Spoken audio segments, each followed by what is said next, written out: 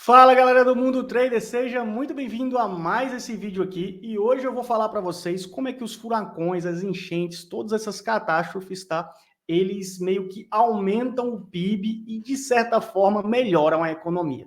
Você pode me achar doido de verdade de falar uma coisa dessa, mas antes eu vou te mostrar, tá? Por que eu tô fazendo esse vídeo, tá? Porque a gente teve há pouco tempo atrás a enchente no Rio Grande do Sul, que foi uma coisa horrível para o pessoal o gaúcho, para todo o Brasil, né? Todo mundo se solidarizou com o que aconteceu lá. E agora a gente está tendo, ó, nos Estados Unidos, o furacão Milton, que vai ser um dos mais devastadores. Inclusive, estão querendo criar até uma, porque os furacões só existem até o quinto, né? A força dele. Já estão querendo criar um sexto para incluí-lo, tão forte que ele é. Mas o que eu quero trazer para vocês aqui é como é que esse negócio, porque eles melhoram a economia, que doideira é essa, Sanca? Presta bem atenção. O que acontece quando se analisa um PIB, como quando se faz o crescimento do PIB? Se eu cavar um buraco, tá? E eu gastei para cavar, sei lá, R$ 100, e eu pagar alguém para fechar o buraco, gastei mais 100, tá? Tudo isso é acrescentado ao PIB, tá? Não existiu uma geração de riqueza real, tá? Mas fechar um buraco por 100 e tapar o buraco por 100 aumenta o PIB, tá? Então, assim, quando você vê o PIB, aumenta. E por isso que eu estou dizendo isso, porque imagina só, no PIB não se faz uma análise da perda econômica, tá? Só do ganho.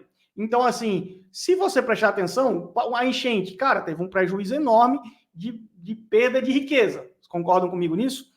Porém, o que é que vai acontecer? Essa perda não é mensurada na economia. Por quê? Porque aquela riqueza já existia, aquilo ali foi outros anos. O carro que você comprou foi colocado no PIB em outros anos, o prédio que você construiu foi colocado em outros anos. A mesma coisa acontece aqui com os imóveis, por exemplo, no furacão, ou o que aconteceu também na enchente lá no Rio Grande do Sul. Então, o fato de ter que reconstruir uma cidade inteira, você concorda comigo que a partir do momento, digamos que o furacão chega e destrói praticamente quase toda a Flórida. Não vai acontecer isso, mas vai destruir algumas cidades. Essa destruição que ele causou vai ter todo o trabalho de reconstrução.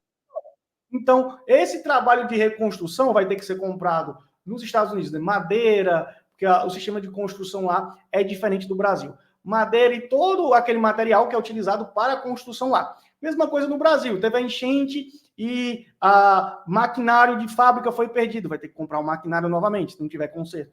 Carro foi perdido, vai ter que comprar carro novamente.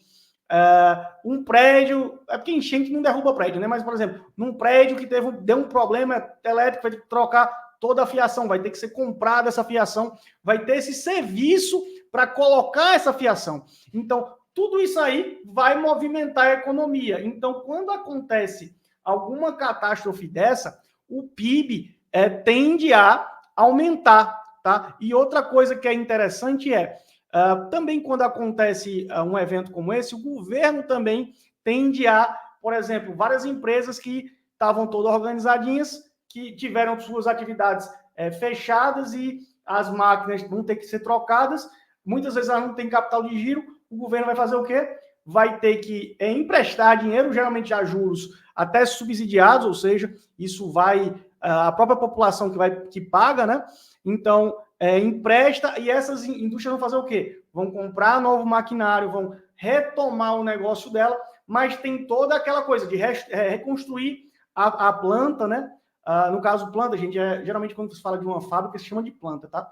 Então vai ter que reconstruir a planta, vai ter que pegar um maquinário, vai ter que organizar tudo aquilo ali e tudo isso vai ser impactado, vai aumentar o PIB. Então, a gente tem maior demanda para tudo. Tanto é que, quando aconteceu até, eu esqueci o ano agora, mas eu não sei se foi um furacão ou foi um terremoto que praticamente dizimou algumas cidades lá nos Estados Unidos. O que aconteceu?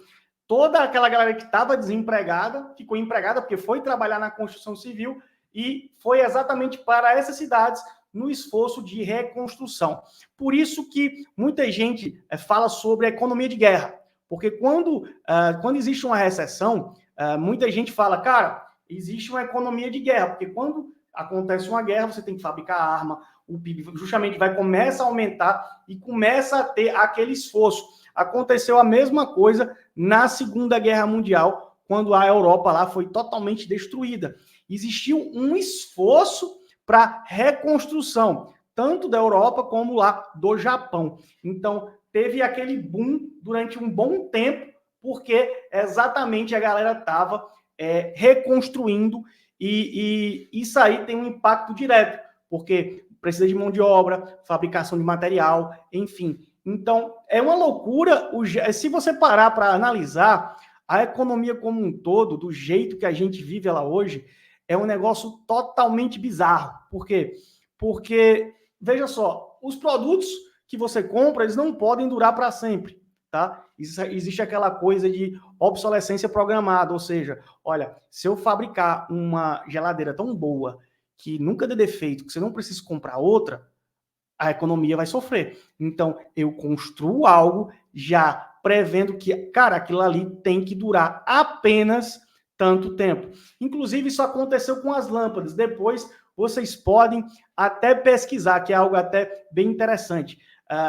Quando fabricaram as primeiras lâmpadas, ela não queimava, não dava pau. Tanto é que existe até hoje, lá, se eu não me engano, num negócio de bombeiros lá dos Estados Unidos, eu esqueci o nomezinho, lá de bombeiros lá dos Estados Unidos, que até hoje essa lâmpada está acesa, tá? Tipo assim, tem mais de 100 anos e ela não queimou. Aí o que visualizaram? Que, cara, se eu fizer um produto desse, que ele não vai queimar, que ele não vai dar problema, o que vai acontecer?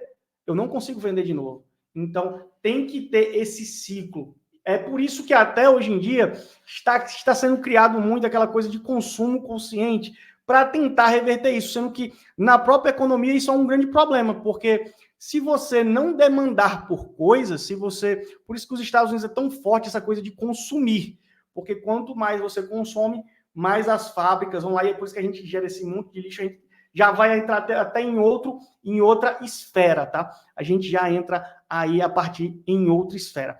Mas o que eu quero deixar para vocês sempre que você vê acontecendo algum desastre, alguma coisa dessa assim, obviamente que existe aquela perda para as pessoas que moram naquele lugar, se não tiver seguro, obviamente, tal. Mas como um todo, na economia, a economia melhora. Olha que engraçado. E assim, e se a fábrica, digamos que você tem uma fábrica, um exemplo só numa empresa de bolsa, tá? Uma empresa de bolsa tem uma fábrica, tá? A fábrica não fica naquela zona de enchente, fica em outra zona, ou então zona de furacão, fica em outra zona.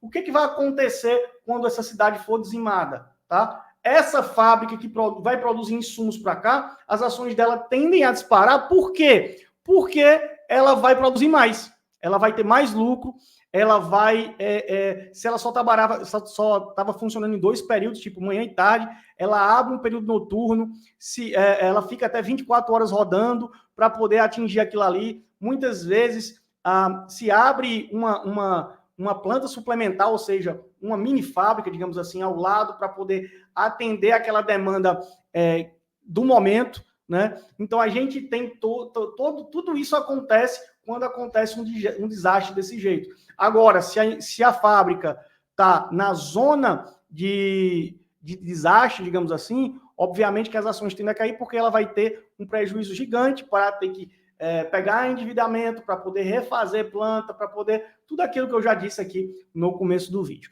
Me diz aqui se você já sabia disso, se você tinha essa visão que a economia era desse jeito, coloca aqui embaixo qual é a sua opinião e se você está gostando desses vídeos novos que eu estou fazendo com essa dinâmica desses assuntos, trazendo a realidade da economia para vocês aqui no dia a dia. Me fala aqui embaixo e é isso, a gente se vê até o próximo vídeo. Tchau, tchau!